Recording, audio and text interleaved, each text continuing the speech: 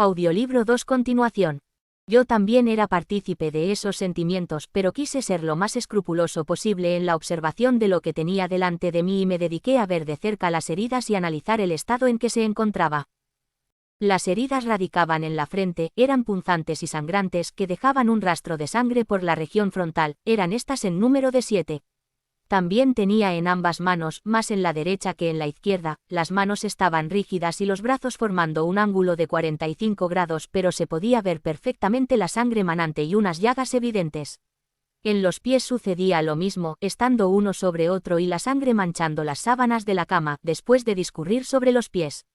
En el costado derecho también tenía señales que creo recordar eran más discretas.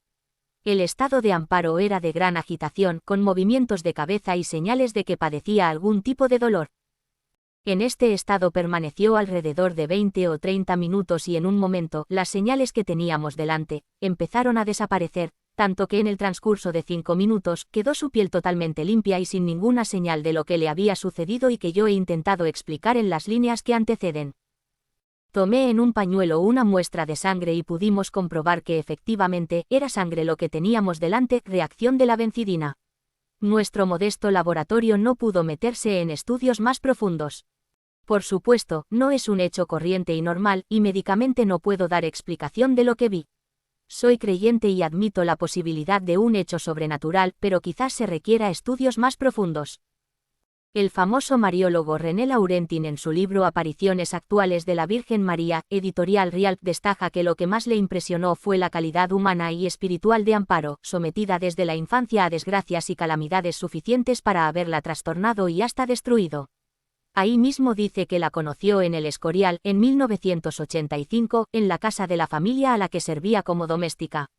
Escribió en una carta que se había encontrado con ella con mucha alegría y convicción. El demonio. El 4 de julio de 1981. Amparo vio a la Virgen llorando. Tenía 5 ángeles como niños a cada lado y a los pies de María había un animal horroroso parecido a un dragón, el demonio. Amparo manifestó que le dijo que lloraba por tantas ofensas y blasfemias que se cometían contra ella. Y dice, me dijo quiénes eran algunas de esas personas y yo a algunas de ellas les dije que no volvieran a blasfemar contra la Virgen. El 26 de noviembre de 1981 vio al demonio. Dice, aparentaba ser joven, sus ojos rojizos muy rabiosos. Vestía ropa oscura con una especie de capa plisada. Olía a azufre y medicamentos. Sus pies como de hombre eran feos. En su mano derecha portaba una vara de casi 1 metro de largo que echaba chispas y llamaradas con la que quemó algunas cosas. Algunos de estos objetos se conservan quemados. Julia Sotillo afirma, una vez vinieron 4 jovencitas a charlar con Amparo y ésta les habló del infierno y del peligro de condenarse. 3 de ellas se rieron de sus palabras e incluso una le escupió.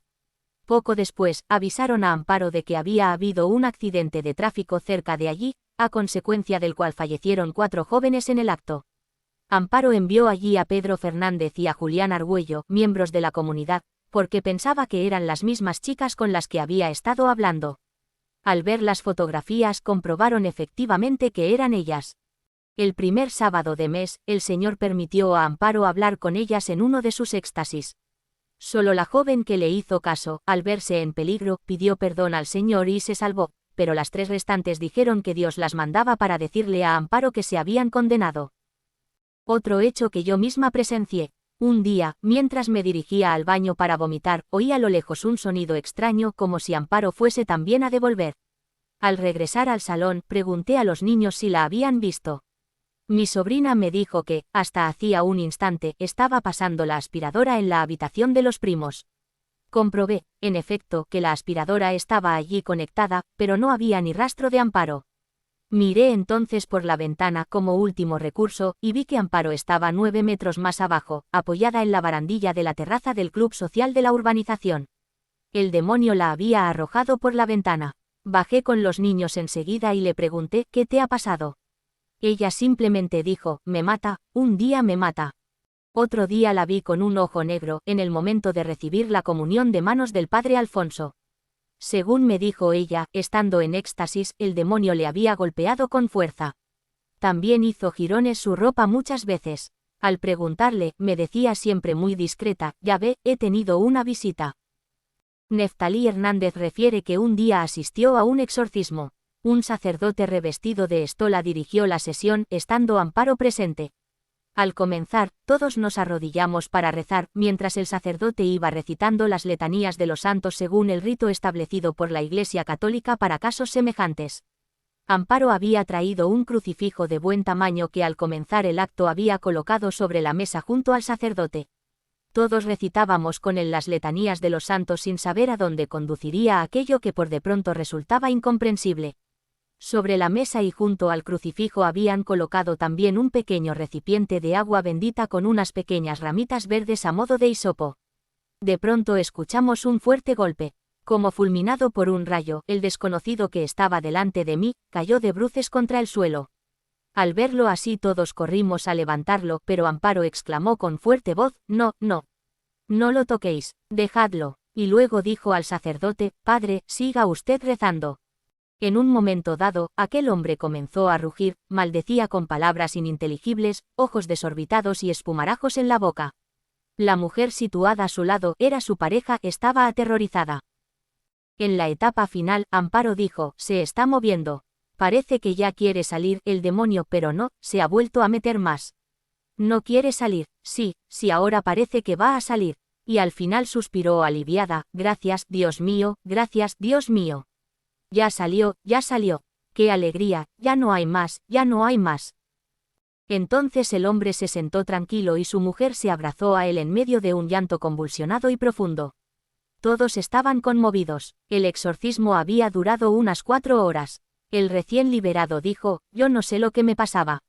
Todo era muy raro, algunas veces sentía deseos de matar a mi mujer y a mis hijos». Esta narración, afirma Neftalí Hernández, no es producto de fantasías ni alucinaciones. Las 30 o 40 personas que fueron testigos podrían testificarlo. Exorcismos. Relata el padre José Arranz: «Me contaba Julia Sotillo que el demonio arrojó en cierta ocasión a luz Amparo por la ventana de su casa. Estando yo también en Prado Nuevo, el demonio la empujó varias veces tratando de estamparla contra el suelo. Fue preciso sujetarla entre varios para evitar que se lastimase». ¿Cómo sabe usted si una persona necesita ser exorcizada? Puede suceder que presente signos comunes de epilepsia, en cuyo caso se trataría solo de una enfermedad. Pero si está uno con Amparo, es posible que ella tenga visión de la posesión, aunque la seguridad completa solo existe en el mismo instante de proceder al exorcismo, ante ciertos signos y señales del poseído. Le contaré un caso real acaecido un primer sábado de mes en Prado Nuevo. Coincidí allí entonces con un hombre joven al que ya había exorcizado en presencia de Amparo, pero que todavía conservaba en su interior algunos demonios.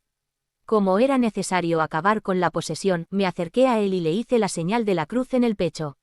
Su reacción fue fulgurante: «Retírese. Me pone usted nervioso», gritó. Era evidente que, poseído aún por el demonio, no toleraba la señal de la cruz. Además de Amparo, hubo que recurrir a 6 hombres jóvenes y fuertes de la comunidad de Prado Nuevo para que lo sujetasen y yo pudiese actuar. Aún así, resultó complicado trabarle las piernas y mantenerle inmovilizado en el suelo. Recuerde que el demonio es un ángel. Al principio, el poseso no hizo el menor caso de los exorcismos, permanecía en silencio, como si no oyese lo que yo le decía. A veces, incluso él me decía interiormente cosas para desconcertarme. Seguí haciéndole cruces en el pecho, justo donde se localiza la posesión. Viéndose el demonio acorralado, mientras yo repetía incansablemente las oraciones imperativas, pasó del pecho al cuello. Entonces, la garganta de aquel hombre se le hinchó de forma increíble. Para forzar al maligno a salir finalmente por la boca, seguí haciendo cruces y más cruces en la garganta y repitiendo sin cesar las oraciones exhortativas. Debo aclarar que el maligno mantiene presa a su víctima, agarrotándola para que no obedezca a quien trata de liberarla. Por eso, resulta imprescindible aplicar el ritual hasta la extenuación, repitiéndolo incluso por muy largo que sea. Estuve más de 3 horas, pero no salieron todos los demonios. Ellos mismos dicen cuántos son y si abandonan el cuerpo o no. Uno de ellos salió despedido a través de los cristales de la ventana, sin romperlos, oímos un golpe seco en el cristal. Entonces decidió posponer el exorcismo. La tremenda resistencia me hizo ver que aquel día no iban a salir todos los demonios. Volvió aquel hombre a someterse a un nuevo exorcismo. Sí, varias veces. Él quería, pero no lo demostraba con hechos. Así que, con el consejo de Amparo, decidimos no seguir adelante. Primero, porque se requería muchísimo tiempo de oración y penitencia, y luego, porque él seguía frecuentando las salas de baile donde los demonios volvían a apoderarse de su corazón. Se refiere a las discotecas. Allí es donde los demonios poseen a muchos jóvenes. ¿Recuerda algún otro exorcismo? Una vez, el diablo salió con la intervención directa de Amparo. ¿Qué hizo ella concretamente? Colocó su mano en la espalda del endemoniado, haciendo presión. En ese preciso instante, el poseso empezó a chillar como un cerdo en el matadero, quejándose de un inmenso dolor, hasta quedar liberado del todo. Previamente, Amparo me había pedido permiso para imponerle la mano mientras yo efectuaba el rito. La condición previa para expulsar al demonio fue que esa persona abandonase su vida de pecado. Si ella no colaboraba en la acción de la gracia con la oración, luchando contra las tentaciones, habría sido imposible liberarla, pues el demonio hubiese vuelto a encontrarse en su ambiente natural. Recordemos que el demonio jamás se toma vacaciones. En la vida de todos los santos el demonio se ha manifestado de distintas maneras con el permiso de Dios para demostrar su rabia contra esos santos que le quitan almas que él creía ya en su poder. Por poner un solo ejemplo, Santa Francisca Romana, casada y con hijos, tuvo que enfrentarse muchas veces contra los demonios. El padre Juan Matiotti, su confesor, declaró que cuando vivía en casa de su esposo, muchas veces, de día o de noche, los demonios la maltrataban y la tiraban por tierra. Nadie veía a los espíritus malignos, sino solo oían los ruidos. A ella la veían tirada por tierra, fatigada y herida. Así lo refieren su nuera Mabilia y Agnés Paulí Lely entre otros. Una vez estaba Francisca bajando unas escaleras con una vasija llena de carbones encendidos y se presentaron dos demonios. La hicieron caer sobre los carbones encendidos. Una criada oyó el ruido de la caída, fue a ver y encontró a Francisca tirada en las escaleras sobre los carbones. Regresaron los demonios queriendo tirarla de nuevo, pero su ángel los espantó. Esto sucedió el año 1432 en el mes de enero. Maltrato a Luz Amparo. En la mañana del jueves 26 de mayo de 1983, Luz Amparo padece un verdadero martirio al sufrir un atentado en Prado Nuevo. Enterada Luz Amparo de que la capillita ubicada sobre el fresno de la aparición había sido blanco de disparos, que impactaron en el rostro de la imagen de la Virgen rompiendo el vidrio que la cubría, le propone a su esposo Nicasio bajar a la huerta que cultiva, próxima a Prado Nuevo, y así lo hacen. A eso de las 11 de la mañana, en tanto que Nicasio estaba desbrozando algún que otro surco, Amparo, sin nadie que le acompañara, se adentra en Prado Nuevo con la intención de desagraviar con sus oraciones la ofensa a la Virgen María. Se aproxima al fresno de las apariciones con el pensamiento remotamente ajeno a la emboscada que se le está tendiendo. Se hinca de rodillas delante del árbol y se pone a rezar 3 avemarías a su celestial madre ante la capillita agraviada unos días antes.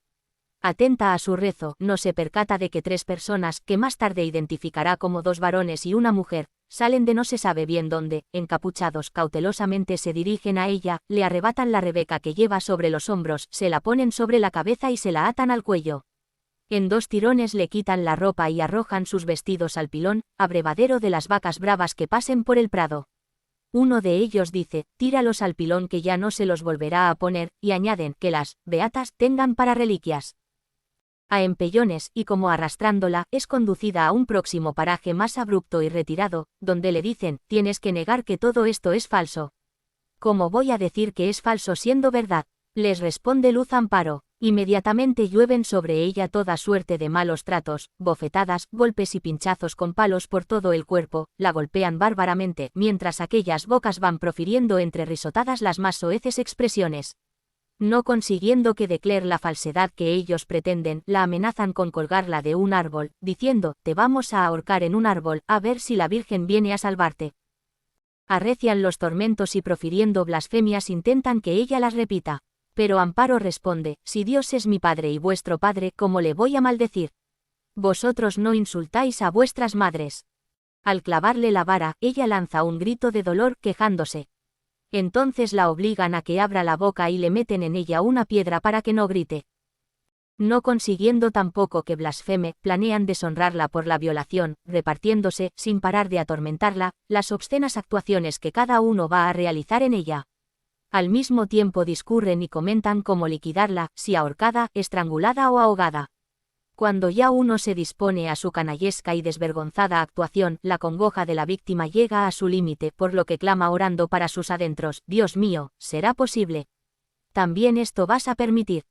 En este momento se oye un ruido o golpe como si alguna piedra cayera de una cerca. Al oírlo, claman los malhechores asustados: alguien viene. Y, sin más averiguaciones, empujan y tiran entre la maleza a su víctima que, sin sentido, queda tumbada en el suelo, sangrando por las numerosas heridas y expuesta a un sol abrasador. Como ya pasan 2 horas y Amparo no vuelve, Nicasio pasa de la huerta al prado, buscándola. Al ver en el pilón los vestidos de su esposa, se pone a dar voces, llamándola y pidiendo auxilio. A sus voces acude otro trabajador, quien le sugiere marche inmediatamente a dar parte de lo que está pasando. Así lo hace Nicasio. Amparo es hallada como muerta, cubierta de heridas y de sangre, con lágrimas en los ojos. Recogida en una camilla, es trasladada al hospital de El Escorial. En urgencias es atendida, se le aprecian golpes en la cabeza, cara hinchada, heridas y cardenales por todo el cuerpo. Tras el examen médico, el doctor que la atendió reflejó su cuadro clínico en el informe correspondiente: contusión cráneo, encefálica, torácica y abdominal con pérdida de conocimiento. Erosiones múltiples en cráneo, abdomen y tórax. Una vez recuperada la consciencia, curada y vendada a petición de sus familiares, es trasladada a su casa. En su lecho de dolor tuvo que pasar bastantes días de recuperación y decía: los perdono y por ellos daría mi vida si preciso fuera. Lo que interesa es que esas almas se salven. Sintió mucha alegría al reconocer que no habían conseguido sus enemigos ninguno de sus propósitos de que renegara de la Virgen y de sus mensajes, de que blasfemara de Dios, de atentar contra su honra, de ahorcarla, estrangularla o ahogarla como proponían. Dios la salvó y ella pudo alabar a Dios que lo permitió todo para seguir salvando almas. Infierno, cielo y purgatorio. María le hizo ver un día el infierno, el cielo y el purgatorio. Le dijo: los tormentos que se aproximan son horribles, explica lo que ves en este momento. Estoy viendo un planeta oscuro lleno de cieno que huele mal, veo muchos seres abominables luchando unos contra otros, blasfemando, están metidos hasta la cintura, ahora huele a azufre, se oyen gemidos por todas partes, es horrible. Sí, hija mía, mira sus rostros desencajados por los sufrimientos, no se oye nada más que lamentos. Mira, no hay ni un bosque, ni un río, no hay nada más que oscuridad, tinieblas. ¿No es triste pensar que se condenan todos por su voluntad? No quiero que se condenen, pero son ingratos, no quieren hacer caso. Mira, hija mía, qué distinto es este astro. Estas estrellas que están separadas de la tierra son las moradas en las que está la vida eterna. Mira qué separación hay tan inmensa de la tierra, mira qué lagos tan inmensos de colores, mira qué almas más puras, mira qué prados más llenos de bellas flores, mira qué árboles de bellos frutos como jamás has visto en ninguna parte de la tierra. Yo creo que vale la pena sufrir para gozar aquí toda la eternidad, hija mía. La Virgen le permitió ver también el purgatorio, era un lugar oscuro con una tenue luminosidad anaranjada, en nada parecida a la diáfana luz de Dios. Divisó allí figuras humanas introducidas en una especie de hornos o nichos, donde recibían el castigo proporcionado a sus pecados. Los grandes pecadores sufrían más. El tormento se hacía sentir con mayor intensidad en la parte del cuerpo con la que más se hubiese ofendido al Señor. Si una persona había blasfemado contra Dios o calumniado al prójimo, el dolor más fuerte se localizaba en la boca; si había deseado a una mujer casada o realizado cualquier otro acto impuro, en el pensamiento, o en las manos, si había robado. 1. Continúa Dios manifestándose a los humildes. Visiones de los santos a infierno.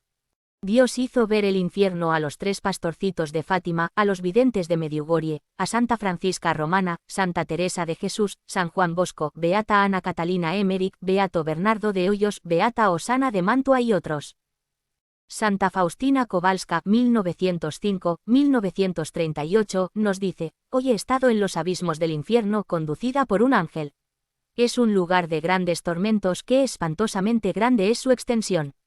Los tipos de tormentos que he visto: el primer tormento que constituye el infierno, es la pérdida de Dios; el segundo, el continuo remordimiento de conciencia; el tercero, aquel destino no cambiará jamás; El cuarto tormento es el fuego que penetrará al alma, pero no la aniquilará. Es un tormento terrible, es un fuego puramente espiritual, encendido por la ira divina. El quinto tormento es la oscuridad permanente, un horrible y sofocante olor, y, a pesar de la oscuridad, los demonios y las almas condenadas se ven mutuamente y ven todo el mal de los demás y el suyo.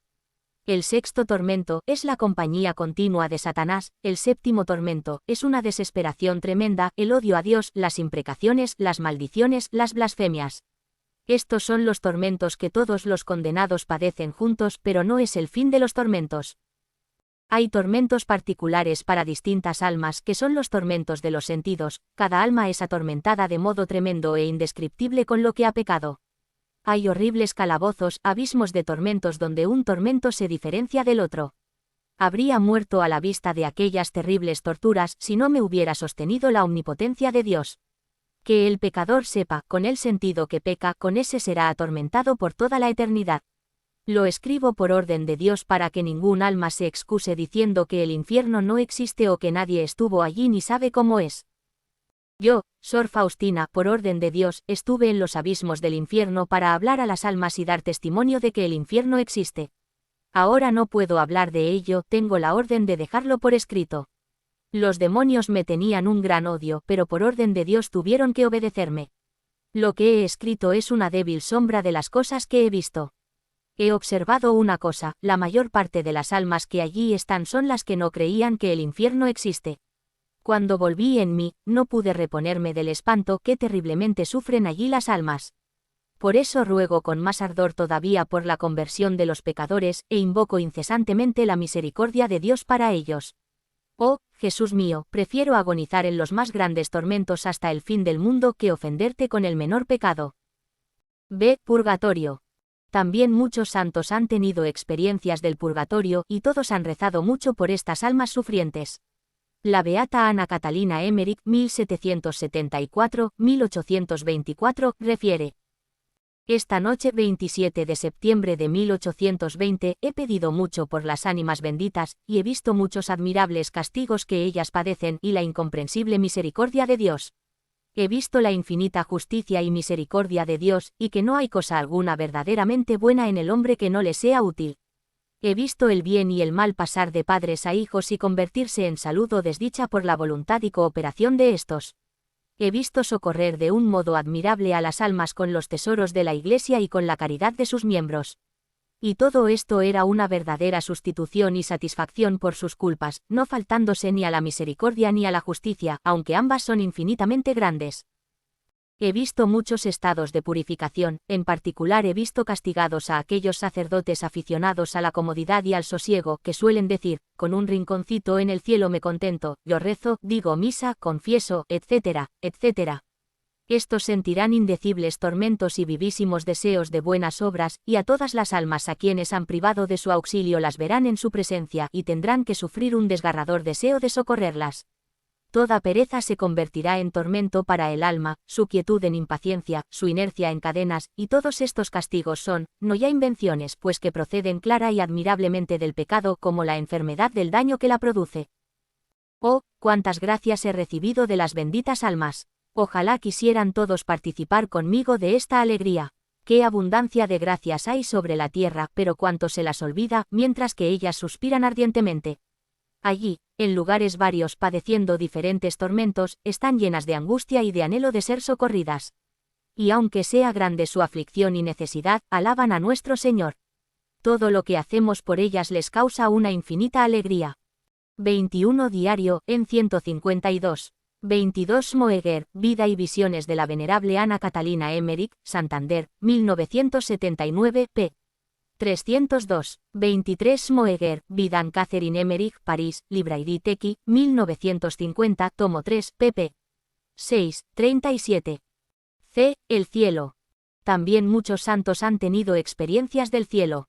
Ana Catalina Emmerich tuvo muchas visiones relativas al cielo, vi una innumerable multitud de santos en infinita variedad, siendo sin embargo una sola cosa en cuanto a lo interior de su alma y en su modo de sentir. Todos vivían y se movían en una vida de alegría y todos se penetraban y se reflejaban los unos en los otros. El espacio era como una cúpula infinita, llena de tronos, jardines, palacios, arcos, ramilletes de flores, árboles, todo unido con caminos y sendas que brillaban como el oro y las piedras preciosas. Arriba en el centro había un resplandor infinito, el trono de la divinidad. Todos los religiosos estaban juntos según su orden y se hallaban colocados más o menos altos según habían sido sus vidas. Los jardines eran indeciblemente hermosos y resplandecientes. Todos cantaban una hermosa canción y con ellos cantaba también yo. Entonces, miré a la tierra y la vi yacer entre las aguas a modo de una pequeña mancha. Todo lo que había en torno mío me parecía inmenso. Ah, es tan corta la vida. Llega tan rápidamente su fin. Pero es tanto lo que se puede ganar en poco tiempo que no me atrevo a entristecerme. Con gusto, quiero aceptar todas las penas que Dios me envíe. Muerte de su hijo. Jacinto Jesús, el sexto hijo de Amparo, era un joven de 29 años, alto, moreno y simpático, fue hallado muerto en la madrugada del 4 de septiembre de 1996 en La Atalaya, una residencia de la Fundación Virgen de los Dolores de la calle Carlos III de El Escorial. Estaba tendido boca abajo sobre un sofá. Tenía el pecho amoratado y un ojo herido. Además un vómito de sangre salía de su boca. En su mano izquierda se halló una aguja hipodérmica, gran cantidad de pastillas repartidas por todo su cuerpo y una jeringuilla en el suelo. Habían colocado la escena del supuesto crimen para hacer parecer que se había suicidado. Para todos era conocido que durante un tiempo había sido adicto a las drogas, pero lo había podido superar y se había integrado a la comunidad que rodeaba a su madre. Trabajaba junto con Marcos Vera. Algunos periódicos aprovecharon la oportunidad para denigrar a su madre y las supuestas apariciones de El Escorial, diciendo que había muerto de una sobredosis de droga. Pero se descubrió que el joven había sido amenazado de muerte meses antes del crimen. Confesó que eran 2 hombres y una mujer, igual que los que agredieron salvajemente a su madre en Prado Nuevo. Jacinto Jesús había comunicado ya, me han amenazado con matar a mi hija y a su mamá, si no hago lo que me piden. Parece que él se negó en todo momento a las exigencias de sus amenazantes y, en verdad, fue un verdadero mártir, ya que prefirió morir antes que calumniar a su madre y a los seguidores de las apariciones. De hecho, a los 3 días de su muerte, Amparo en un éxtasis escuchó a su propio hijo decirle, no sufráis por mí. Estoy en un lugar muy bello y quiero que lo alcancéis vosotros también. Enseñad a mi niña el camino de esta salvación, que no tenga un camino sin retorno, que tenga un camino de salvación y de gloria. Gracias a todos los que habéis rezado una oración por mi alma. El 5 de octubre, la Virgen le habló a Amparo de su hijo, dándole a entender que había triunfado por no haber cedido al chantaje de sus enemigos. Amparo tuvo ese día una visión de cómo había sido el crimen y su hijo le dijo, fue una terrible venganza, mamá, por el solo hecho de ser tu hijo. Viaje a Italia. Del 4 al 8 de julio de 1983, Amparo fue en peregrinación a Italia, y más especialmente a Roma, en un grupo de 25 personas, entre las cuales viajaba su director espiritual el padre Alfonso María, quien refiere. En la audiencia general en la plaza de San Pedro, en la mañana del día 6 logré tomar la mano del Papa y pedirle y recibir su bendición. Mientras yo lo fotografiaba, Amparo le entregó en su mano un mensaje secreto de ella y un paquete mío conteniendo el librito de los mensajes, más otros papeles míos. A media mañana del jueves, día 7, celebré la Santa Misa en la Basílica Santa María la Mayor, en la Capilla del Santísimo Sacramento, dando la primera comunión al niño de 8 años Luis Mellado Aguado. Después del niño comulgaron nuestros peregrinos y muchas otras personas de varias nacionalidades. En la acción de gracias por la comunión, al final de la misa, Amparo cayó de rodillas sangrando por la frente, ojos, boca y manos en alto y en cruz. Me lo avisaron mientras me quitaba los ornamentos en la sacristía. Acudí inmediatamente allá y me la encontré como he dicho y emitiendo un mensaje que fue tomado en cinta magnetofónica. Como urgía tomar el tren inmediatamente, le dije que suplicara a Jesús que la devolviera a la normalidad. No sé si ella se enteró, creo que no, pero parece que Jesús sí se dio por entendido, ya que al instante comenzó el castañeteo de dientes acompañado de escalofríos, con lo que volvió pronto en sí, facilitando bastante su traslado a la estación de Termini en la que tomamos el tren que nos condujo por la costa del Mediterráneo hasta cerca de Nápoles. Aquí viró el tren para el interior atravesando la península italiana hasta cerca del mar Adriático, en Foggia, donde dejamos el tren y tomamos un coche de línea que nos condujo a San Giovanni Rotondo. Es aquí donde vivió largo tiempo y murió el año 1968 el estigmatizado San Pío de Pietrelcina.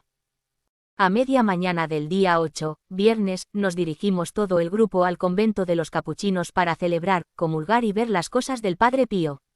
En el coro de la antigua pequeña iglesia, un religioso nos mostró el crucifijo que preside el coro y que estigmatizó para el resto de su vida al bendito Padre. En este momento Amparo se nos cae de nuevo de rodillas, sangrando por la frente, los ojos, la boca y las manos con los brazos en cruz. La oímos decir, «Gracias, Padre». Vio al bendito Padre Pío, dándole la Sagrada Comunión y saludables consejos que solo ella oyó. La vimos abrir algo la boca y sacar un poquito la lengua. Un peregrino vio una forma dirigiéndose despacio a su boca. Ante el revuelo y piadoso alboroto que se producía, el capuchino Padre Mateo, ayudado por nuestros peregrinos, logró difícilmente ingresarla en la celda del Padre Pío contigua al coro y sentarla en una silla junto a la ventana desde la que el Padre Pío bendecía a las multitudes y que de noche está señalada con una cruz de lucecitas. Aquí comenzó a sangrar copiosamente por el costado derecho, humedeciendo la ropa. Una peregrina nuestra le alzó algo la camiseta y le vio una llaga en el costado derecho de unos 6 centímetros en sentido horizontal. A todo esto yo ya estaba en la sacristía vistiéndome para la Santa Misa que celebré en la antigua iglesia. Les di la Sagrada Comunión a todos los peregrinos menos a Amparo, su hija Amparito y otra peregrina, que desde la celda del Padre Pío marcharon directamente al hotel, donde yo luego les di la comunión. Una peregrina mojó su pañuelo en la pila del agua bendita de la celda del Padre Pío para pasárselo por los labios a Amparo que, como de costumbre, pedía agua, pero no se lo pasó, lo guardó en el bolso y, en Madrid con gran sorpresa se lo ha encontrado ensangrentado. Fuerte oposición. Desde el principio hubo muchas oposiciones, amenazas y persecuciones por parte del Ayuntamiento Socialista de El Escorial, del párroco don Pablo Camacho y del administrador de la finca Prado Nuevo Tomás Leyún, emparentado con la familia heredera del terreno. El trazado de una carretera que partía en dos el terreno lo revalorizaba enormemente, pues ya no era terreno rústico sino urbanizable. Cuando los fieles quisieron comprar el terreno, tuvieron que pagar la eleva cifra de 840 millones de pesetas, unos 5 millones de euros. A los fieles que acudían a rezar el rosario, les llamaban despectivamente los virginianos y a su grupo lo tildaban de secta. Pusieron vallas metálicas para que los fieles no pudieran acercarse al fresno de las apariciones y tenían que rezar el rosario desde la carretera y a veces con policías para que nadie se metiera en el terreno privado. También retiraron varias veces la hornacina con la imagen de la Virgen colocada en el fresno. La Asociación Laica de El Escorial hizo todo lo posible para alejar a los fieles del lugar e igualmente la asociación llamada Víctimas de El Escorial, que trató de calumniar por todos los medios posibles las acciones de Prado Nuevo y de sus instituciones caritativas que atienden ancianos e indigentes. Felizmente el párroco se arrepintió de haberse opuesto a las apariciones y las aceptó con sinceridad de corazón. Testimonio del P. José Arranz. El padre José Arranz declaró, en septiembre de 1983 presencié la estigmatización de Amparo en Prado Nuevo. Vi sangre en la frente, manos. Las tenía perforadas. Aquella sangre olía increíblemente a rosas. Luego la llevaron a Amparo en una silla hasta el huertecillo. El Señor quiso que recibiera los estigmas en público porque la ha elegido como víctima y su testimonio debe darlo en público para bien de las almas. Pero esto no quiere decir que no lo dé también en privado.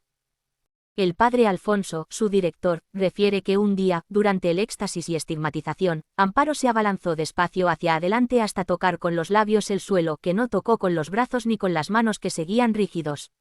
Con la misma extrañísima naturalidad, sin flexionar el cuerpo, ni brazos, ni piernas, se sentó. De nuevo se oyó decir, «Bésalo otra vez, hija mía». Y repitió de la misma manera la misma actuación. Ya sentada, comenzó a quejarse de nuevo amargamente, clamando, «¡Qué frío, Dios mío, qué frío! ¡Ay mis huesos!». Pidió agua. Tan pronto como la probó comenzó a dar arcadas como de vómito. Llamé a las religiosas y les pedí una palangana, pero Miguel dijo, «No se preocupe, padre, que no devolverá.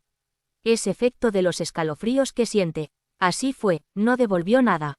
Fue desapareciendo la rigidez, cesó el castañeo de dientes, e igualmente el temblor de los escalofríos. Abrió los ojos con mirada de extrañeza hasta que volvió totalmente en sí. Se levantó del sillón y volvió a sentarse en la silla donde estaba sentada al principio. Le desapareció la sangre de la frente y de las manos, quedando solo en mi pañuelo y en la servilleta. Solo le quedó el agujerito de en medio de la frente en la raya del pelo, que le limpiamos con agua oxigenada y le cambiamos la tirita. Pasado un ratito, aunque se sentía fatigada, pasó naturalmente a la iglesia, al confesionario, dejando aromada la sacristía y esparciendo el aroma que la gente de la iglesia percibió como otras veces. Tengo entendido que estos éxtasis son frecuentes en casa y en otros lugares.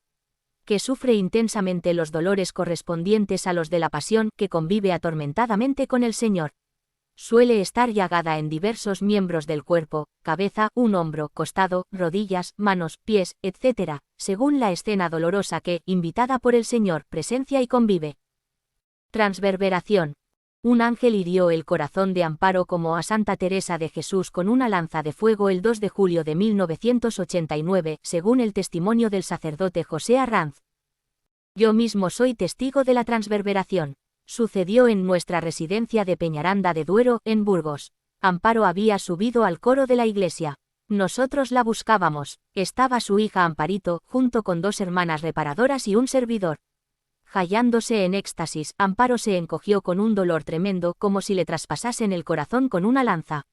Por la noche, al quitarle la ropa, las hijas vieron que tenía la zona del corazón amoratada, como si se la hubiesen abrasado. Imágenes que sangran. Antonio López González, químico del Ministerio de Hacienda, manifiesta: el último viernes de Adviento de 1980 se desencadenó en el Escorial un vendaval acompañado de relámpagos. El pueblo se quedó sin luz. En esos momentos, Amparo sufría la estigmatización y un Cristo de madera sin policromar que había a la cabecera de la cama comenzó a sangrar por las llagas y la frente.